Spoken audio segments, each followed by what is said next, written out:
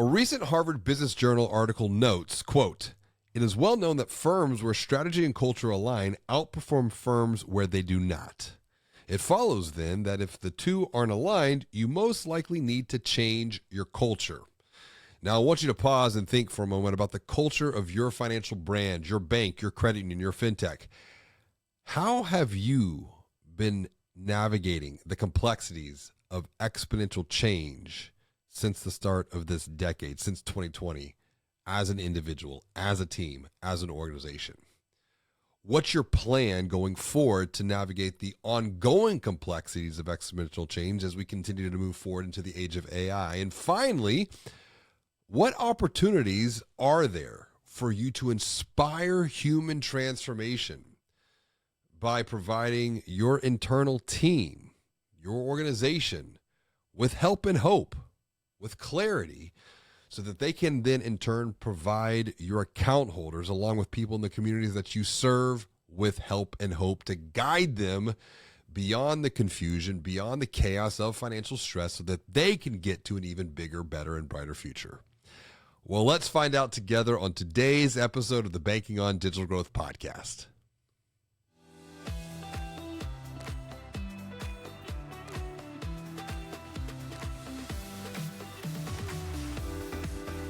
Greetings and hello, I'm James Robert Lay, and I'd like to welcome you to another episode of the Banking on Digital Growth podcast. Today's episode is part of the Digital Growth Journey series, and joining me for today's conversation is Gene Pelham. Gene joins us with over 40 years of experience within financial services and has a deep focus, deep expertise rooted in executive management and leadership at credit unions. And today, Gene and I are going to explore some of the biggest growth opportunities that can be found at the intersection of leadership and culture, so that you can confidently navigate the complexities of change as an individual, so that you can then guide people on your team, guide your organization at your bank, at your credit union or fintech, to create an even bigger, better, brighter future for your account holders. Welcome to the show, Gene. It is good to share time with you today.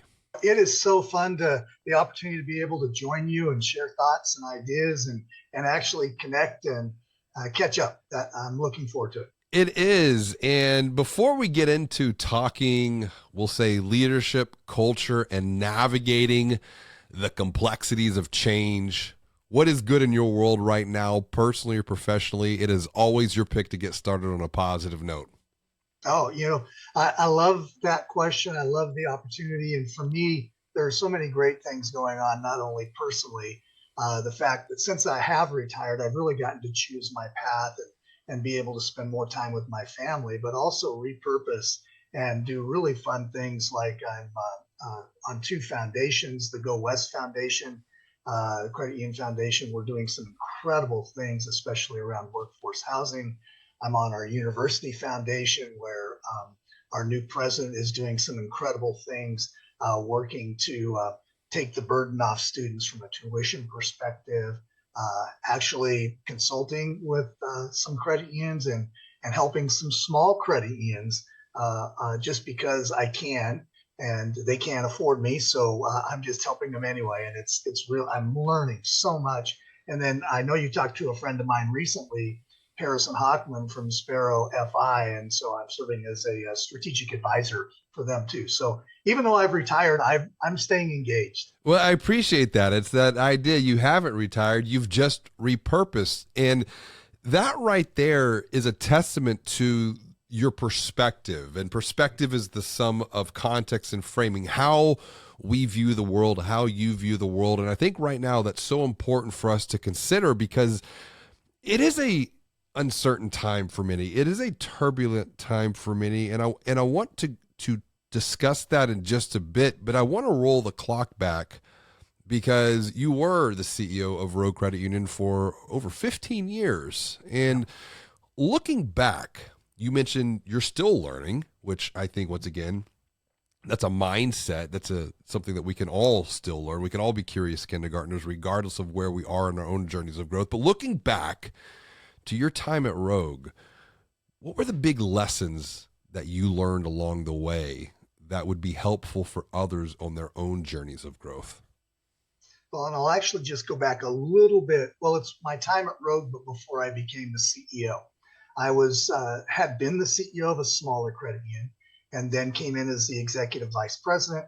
Um, our CEO was great, but really wasn't ready to turn over the reins much, and I knew I needed to do something before I became the CEO. So I went back and got my master's degree. And I think one of the key learning elements for me was my master's capstone, where I studied high performing credit unions and looked at what created success amongst them, including our good friend John Janclay's credit union.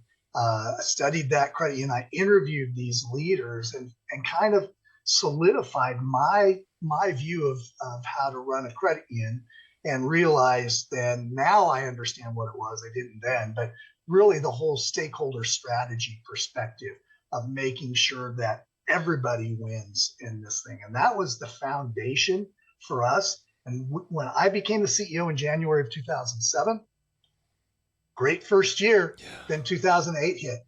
And that's when we were tested more than everything. But it's that whole perspective of, do you see the glass as half empty or half full? And we saw it as half full. And while others were closing branches and laying off people, we committed to our staff that if you work hard, we'll keep you on, and we're not going to close branches for our members. We're going to give back to them. We're going to take our rainy day fund, our net worth, and we're going to invest it in you. And guess what happened?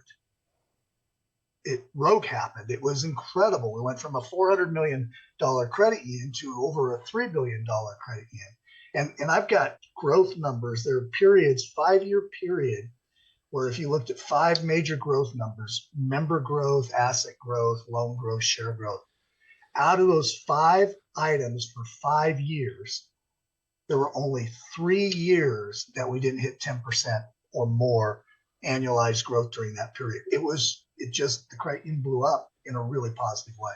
I mean, if you think about that, I often, and I wrote about this in Banking on Digital Growth, this idea of 10X thinking. In fact, Dr. Benjamin Hardy and Dan Sullivan wrote a book called 10X is Easier Than 2X. And it's the idea that if you're going to 2X something, you're going to work harder, you're going to work longer, you might invest some more dollars into whatever that thing is, and you'll double it. But if you want to truly 10X something, it takes a transformative approach. It takes a transformative way of not just doing, but a transformative way of thinking. And when you think back on that experience, joining in 2007, 2008 happens. It's almost like the past is now, we're reliving that to a degree, but through a different context. If you think back to that, what's the best way to lead through uncertain times, to lead through turbulent times, such as you faced back then, we're now facing again, 15 or so years later? And when I say lead, I want to look at this from 2 lenses.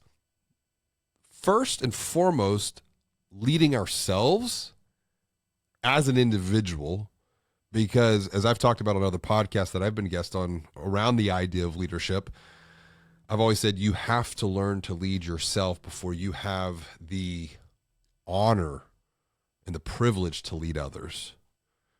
And then once we lead ourselves, then we can lead others. So let's start leading ourselves through turbulent times. Thinking back on your experience, 2007, 2008, what did you do for yourself to get through those turbulent times? I wish I could claim original thought, but even in talking with these CEOs when I did that master's capstone, I called it believability at the time, but really as I've grown over time, it was really trust. Is that they were trusted leaders, and trusted leaders are people that their staff can count on, their customers/members can count on, their boards can count on.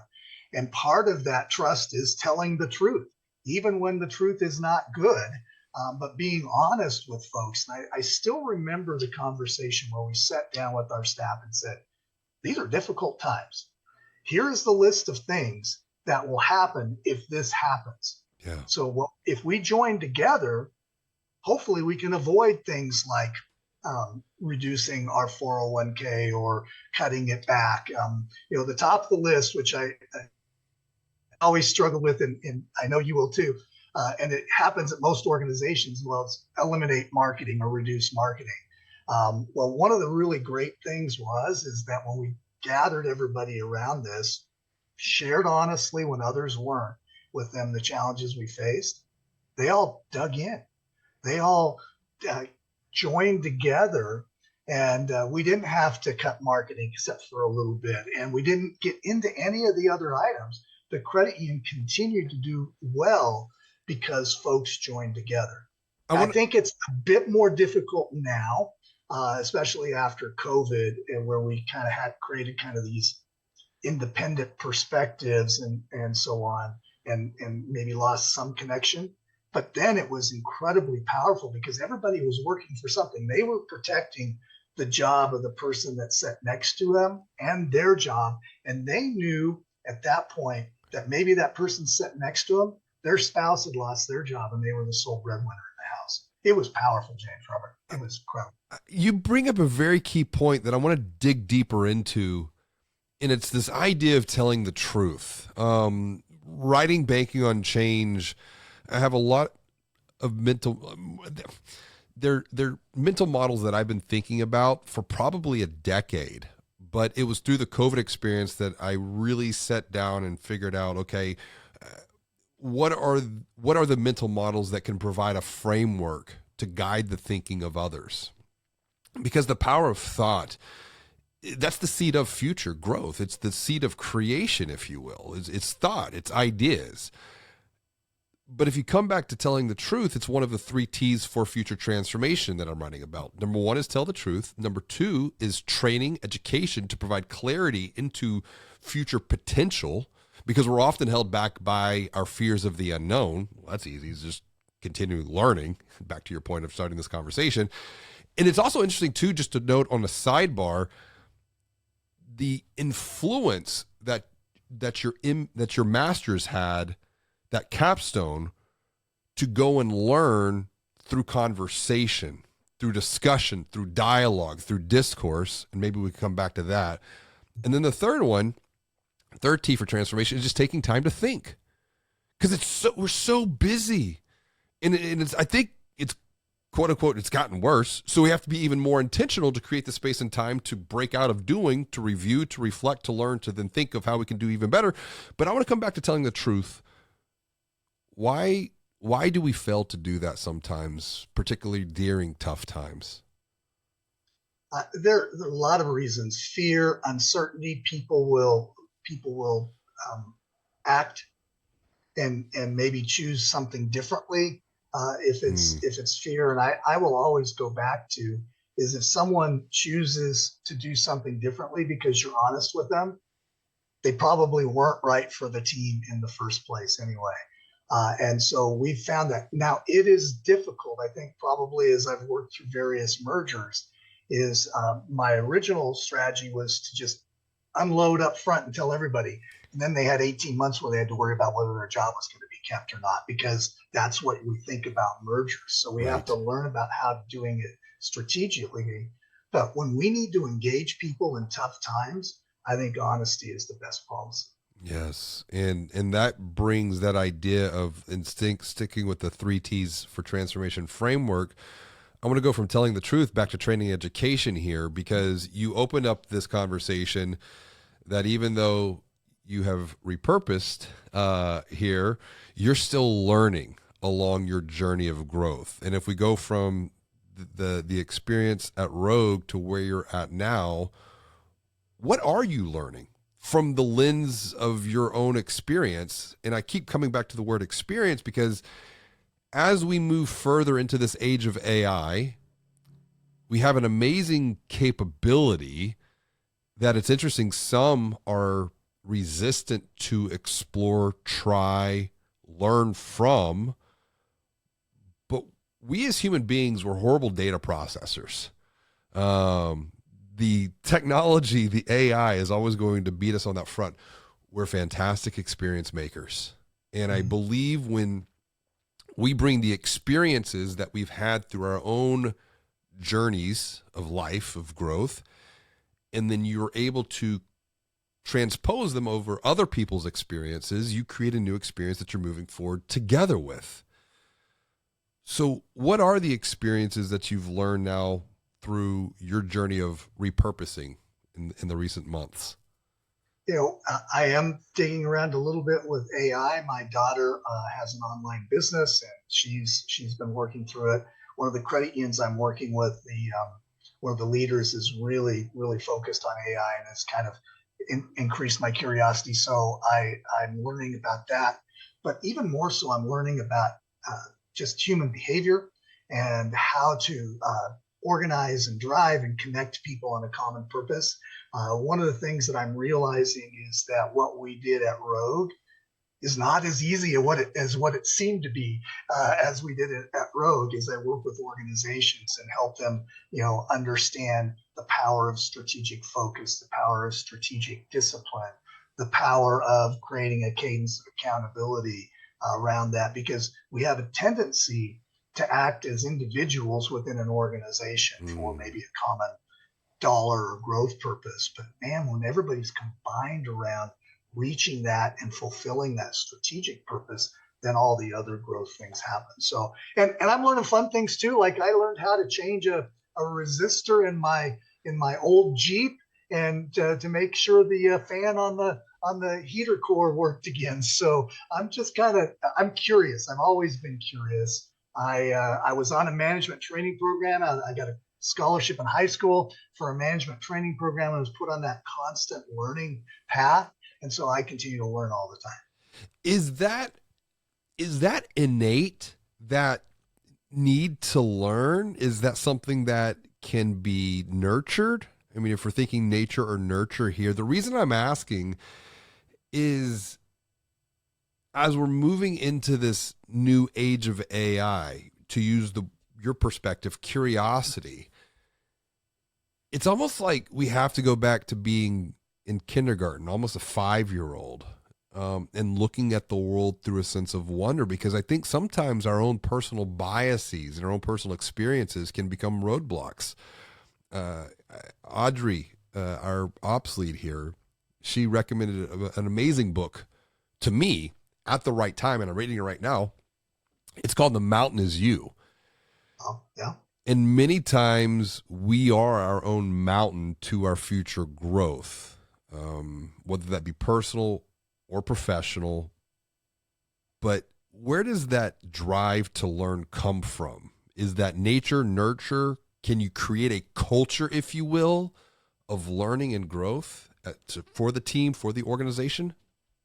It takes an organization led by individuals that have that curiosity and value education, and fortunately we had that, and so we created an environment where learning not only was an opportunity, but it made it very easy for folks to be involved. We created our own internal management school. It was a 2-year program taught by the leaders in the organization, from everything of history and philosophy to running a simulated credit union developed by our executive vice president, now CEO, Matt Stevenson.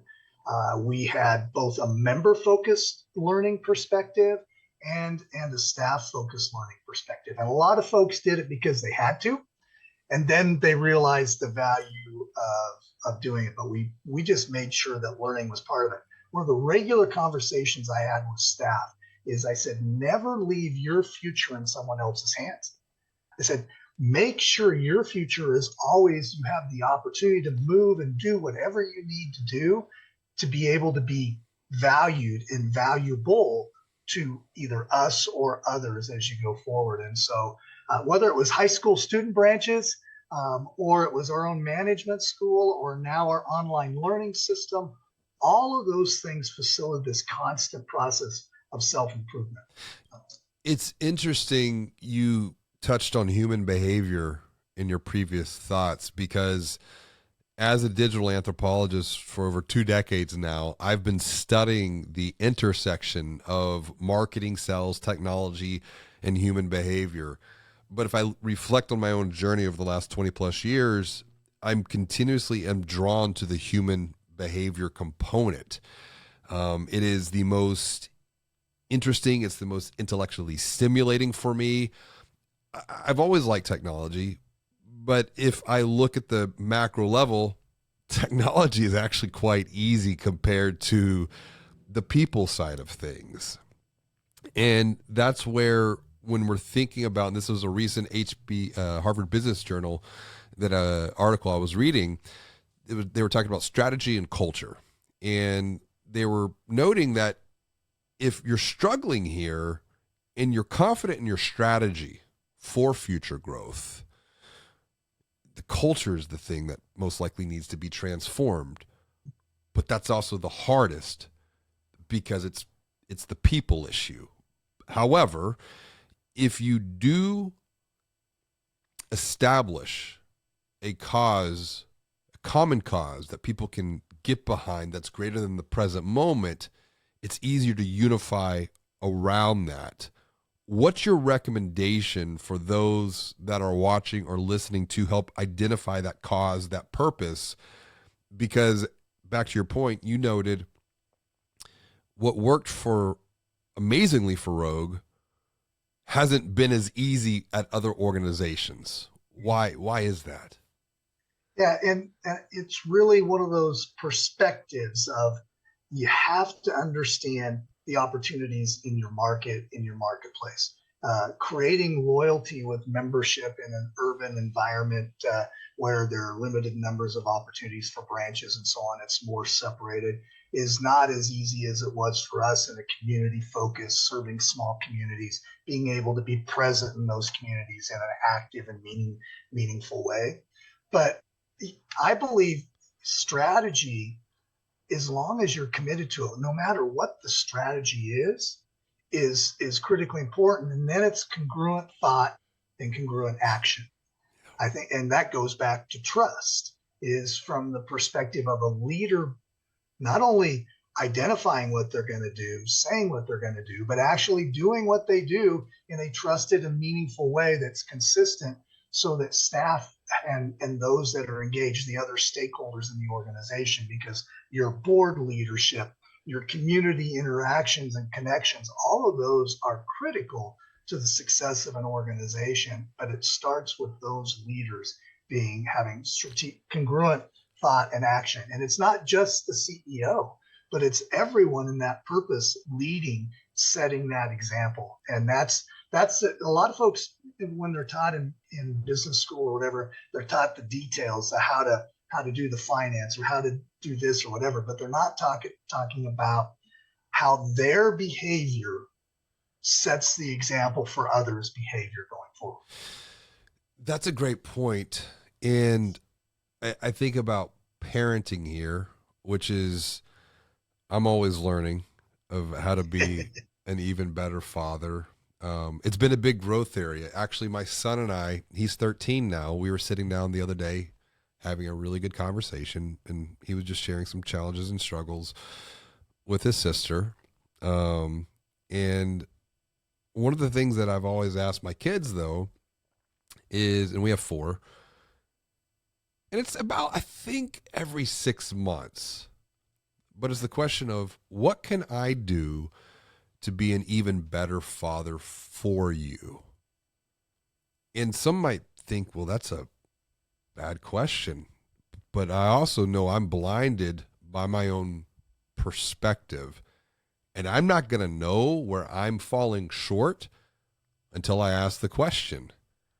And we kept going through. And one of the things he said, and we were talking, and he said, and I asked him, well, where have I fallen short?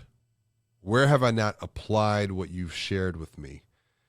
And he said, well, when I was younger, I always used to want you to play more with me, but you never did. And that kind of stung. It hurt, I'm not going to lie. But I didn't let it drag me down. I said, you're right. And I was wrong, and I do regret that. But I also am moving forward, and we're creating new experiences now together. It's this idea of listening and having the courage to maybe ask questions to learn where we could be a better leader, because we don't learn this in business school. This is the human aspect, the human element. It's also interesting too when you know the idea of the leadership development you were building internally and how philosophy played into that. Talk to me about that there. Asking questions, building philosophy into this leadership experience. Well, one of the things I learned early on is probably the less I said, the more I learned. And so just simply talking to people and understanding what was important about them. And that was one of the biggest challenges with the growth of Rogue, is because I could sit down and I could know one of our staff members' sons was playing soccer and their daughter was playing soccer also, or playing softball, and when they had a big tournament, I could remember those things. And so did I do that as a tool? No, I just did it because I was curious about them. I'm curious about people and how they're enjoying life. But what it does is it connected people that, well, if he cares about me that much, I should probably care about what I'm doing for the organization at the same time. And so it worked out incredibly well, and harder to do with 600 employees than it was with 150 employees going forward. But I think listening, allowing others to give you insights and perspectives that then allow your behaviors and actions to be molded to help them grow and learn and achieve their abilities. The other thing that I'm doing right now, James Robert, which is really probably the funnest thing I'm doing, is I'm doing leadership coaching, especially for a mid-level management group, and really sitting down with them and helping them understand their why.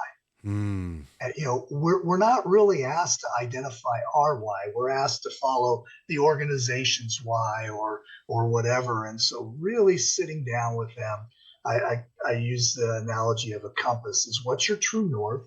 What are you founded on? What's that foundation? And then how do you navigate to, I think you mentioned Audrey earlier, and mentioned the book, your mountain is the peak or the obstacle or whatever.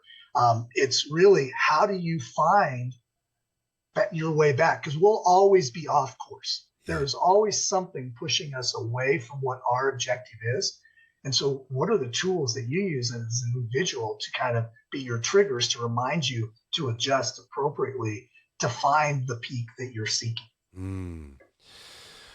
When it comes to subjects, topics like cause, purpose, why we do what we do, once again, the humanities piece of the puzzle, why do some leaders within the financial services vertical, maybe they shy away from that? I wrote about this in Banking on Digital Growth. I look at this, you've got the analytical mind and you got the emotive mind. What prevents us from leaning into people?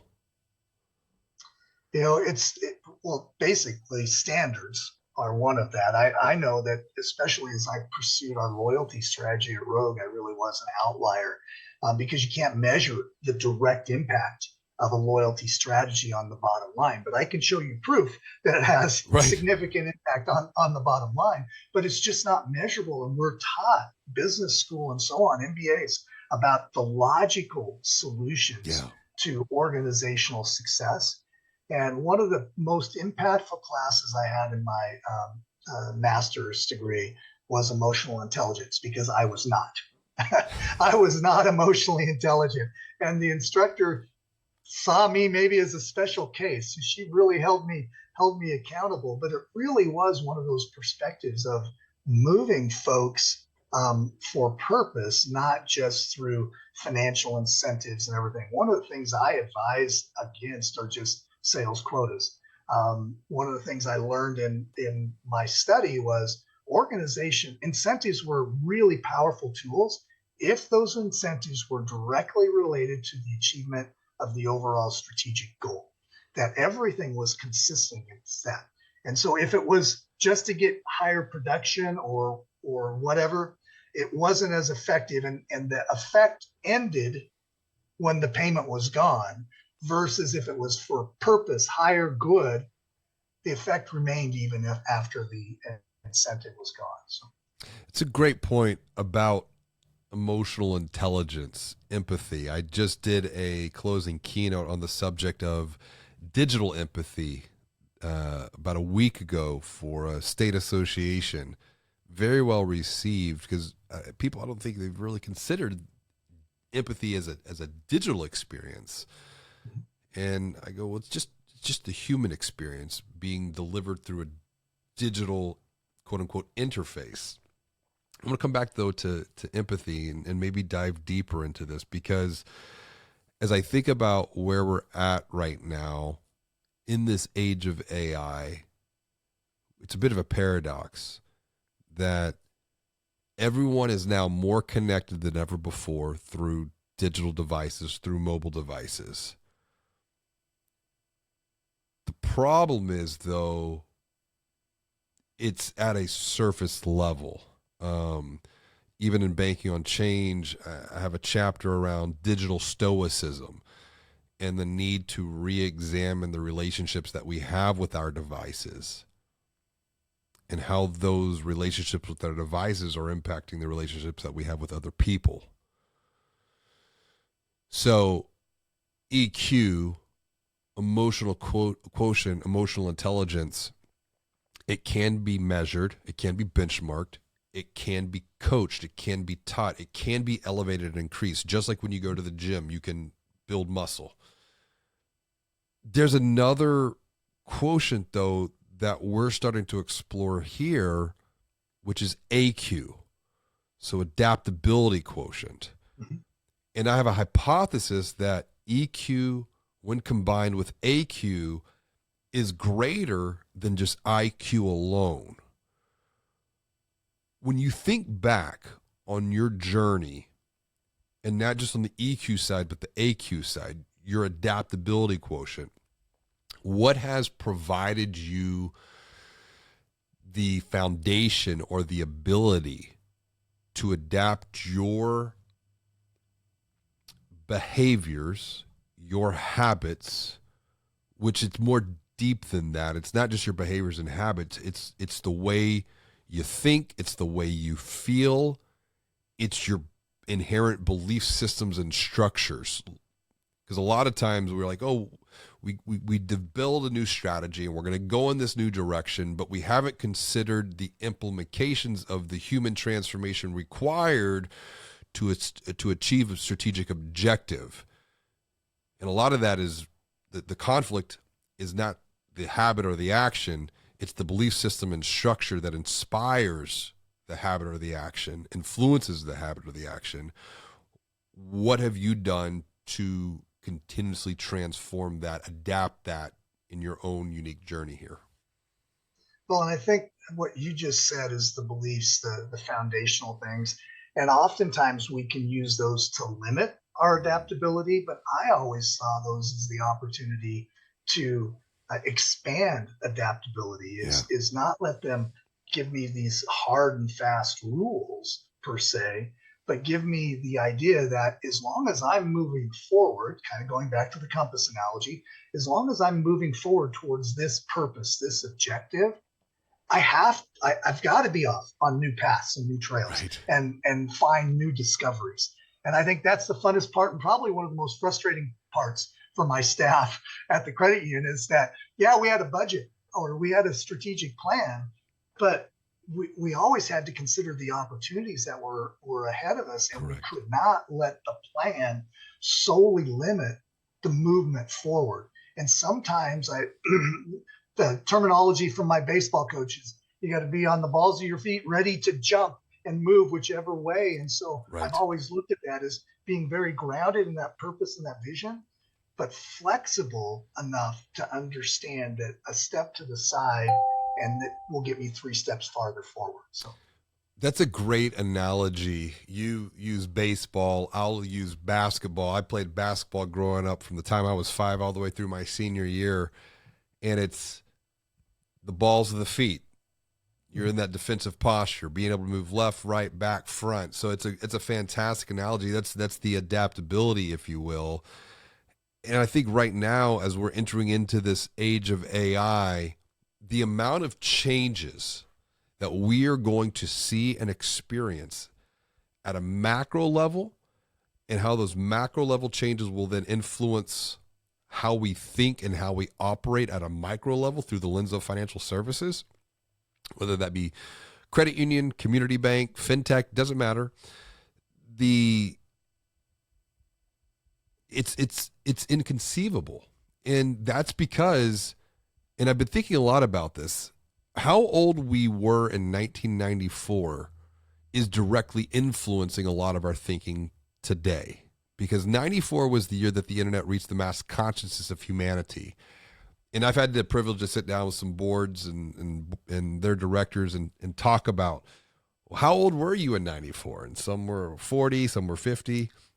One gentleman was, I think, 55 even in 94.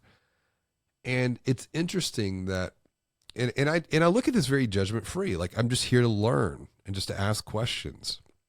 And one of them shared with me that in 94, the whole idea of the internet was like, this is just a fad. You know, this isn't going to be anything. And the idea of online banking, well, that's just, we don't have time to mess with this stuff.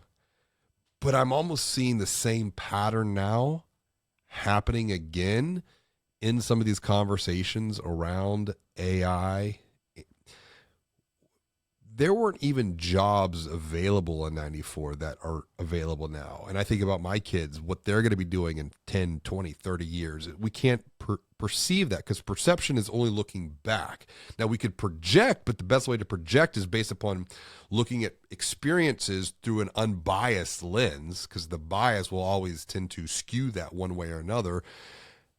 As you look forward and towards the future of financial services, of community financial brands, because that's what I'm most passionate about myself. Community financial brands are the backbone of the local economy. What are you feeling most hopeful about? What are you feeling most excited, most encouraged about looking ahead towards the future as we start to wrap up? Well, I think one of the pieces that's really important, especially from AI, is what we can learn. Going back to 1994, I was 34 years old. I was a fairly newly minted vice president, and we didn't have internet, we didn't have email, and the world was going to end because we didn't have it yet. And then we did, and it's one of the most successful organizations in Oregon now. And then we're looking at AI. It's the same thing. It has changed just in the 6 months that I've been messing around. The tools that I've gained access to, whether it's video transcription services that, like for what we're doing right now, that then gives me the ability to go in and ask questions about what did James Roberts say 5 times in this session. Those things are really powerful. And so we can see that as a risk to us, or we can see it as an opportunity. It's going to give the power to smaller organizations, more community-focused organizations, organizations that have that. I call it boutique versus the beast. Ooh. And so it's going to give boutique organizations the opportunity to compete. In Oregon, there's a great example, Bimart, Northwest owned and operated. They compete directly with Walmart, but guess what? They're still here because they're still delivering an experience and a brand and a product and service option. So I see, and this is where we've got to do, is instead of looking at what's limiting us, look at the opportunities that this can create and how can we leverage these tools that are available to us instead of ignore them or doubt them or question them. Let's put them to work for us. And the only way to do that is to just do it. It's to explore, it's to experiment, and it's to learn. I think about some of these recent board conversations I've had, and I asked the group, okay, everyone here who has not played with ChatGPT, just played with it. And it's right now around an 85, 90%, 92% threshold. And I go, that's your homework. Just go and just play. be a curious kindergartner, because there's no better way to just learn than just to have the experience. So I like the way you frame that. Boutique brands have the potential and I'll take it a different direction, but to unlock beast mode with some of these new capabilities. And we're experiencing some of that here, and transferring that knowledge back into the industry. On that idea of transferring knowledge, what would be the one thing, one action, something small you would recommend to someone watching or listening that they could do next to transform the boutique experience, or to level up the boutique experience, to unlock beast mode, if you will, going forward into the future? What would be the one thing that you would recommend for them to do next? And that is to understand that there is a consumer out there that needs you and your unique boutique experience. And your failure to build your business to meet the need of that puts them at the mercy of the beast, I guess is the other way. And so understand that you have the opportunity to create experiences. There are, if you're focused enough and your strategy is honed enough, you can find those clients and customers that need you and will give you a business opportunity that is really, it's whatever you choose to make of it. That's right. Put people at the center of your thinking, put people at the center of your doing, and either you will find those people, or more deeply, they will find you, because they are looking for you. They are looking for help. They are looking for hope, and they have not found that through the other experiences that they've had up to this point. Gene, and those clients, customers that you've done a good job for will tell them about that experience. And that creates a network effect. Yes. And that is very true. Even in this age of AI, people still trust people. People still do business with people. It's just the way that people connect. That's a transformative experience in and of itself. And I do thank you, Gene, for connecting with me today for this conversation. It has been a very positive one. It's been a good one. It's been a fun one. What's the best way for someone to continue the conversation that we've started here? How can they connect with you going forward? They can find me on LinkedIn. If they send me a message, please make sure that they saw the podcast with you, or they can reach out to me at Gene Pelham at pelhamanassociates.com. And I'd love to continue the conversation with folks about these issues. There's so much more to talk about, whether it's the opportunity for small credit unions. You talked about the connection and social. We were just in Europe. And yes, there's the QR code on the table and you order electronically, but you're sitting in a plaza with 150 people, all creating a social experience. So they're leveraging technology instead of receding or retreating to it. So it was so cool to be able to be part of. Very much. Connect with Gene, learn with Gene, grow with Gene. Gene, thank you so much for joining me for another episode of the Banking on Digital Growth podcast.